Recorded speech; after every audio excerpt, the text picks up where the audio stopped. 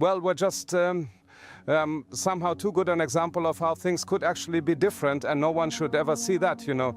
People are always told that capitalism is without any alternative and that we'd rather die out than abolish capitalism because there's nothing better than to simply exterminate ourselves, you know. And somehow we're demonstrating here that with very little and a lot of second-hand items, I mean all the windows, the insulation, those are all discarded things that were donated to us. They certainly don't come from the hardware store.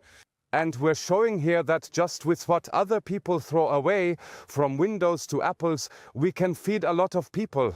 And in the time we don't have to organize or produce that, we have time to think about future prospects. And it's not just lazy lounging around, but people here are also thinking about future possibilities and learning from the process. By creating new items from second-hand materials, they gain valuable insights into how things could be done on a much larger scale, or perhaps even transformed. But something like that isn't really desired.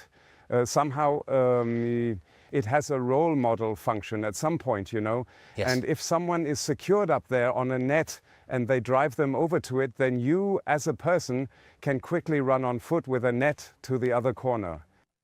And by the time they get there with the basket, you're already somewhere else. That means they needed up to 2 or 3 people at some points to get individuals out of these kinds of structures. It took several hours, like 6 hours, to remove one person.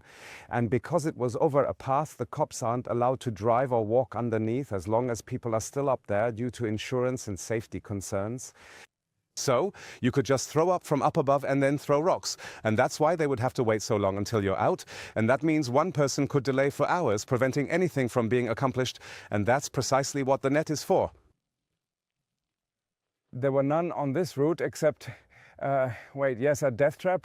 There was one. Yes, right here. You can still see a ceiling up there. That one also broke during the clearing, or probably because of the clearing. No, well, the water here is already pumped 500 meters deep for lignite, so the mine won't flood. Meaning the forest from below, look, hasn't received water for decades now. It could survive because water came from above. So the trees, somehow these forests, they stand on a virtual water lens. So now around the forest, they draw so much moisture that a kind of bubble forms all around it. And until the clearing, the edge was still far enough from the forest so that at least the surface water could be stored for a while. And then the word was that the forest would remain, but RWE quite consistently kept digging, you know, right up to the end of 2019 or even into 2020, always further and further towards the edge of the forest. They also said they'd dig right up to the root system of the forest, because after all, only the forest is supposed to stay standing. And biologists somehow and others confirmed this.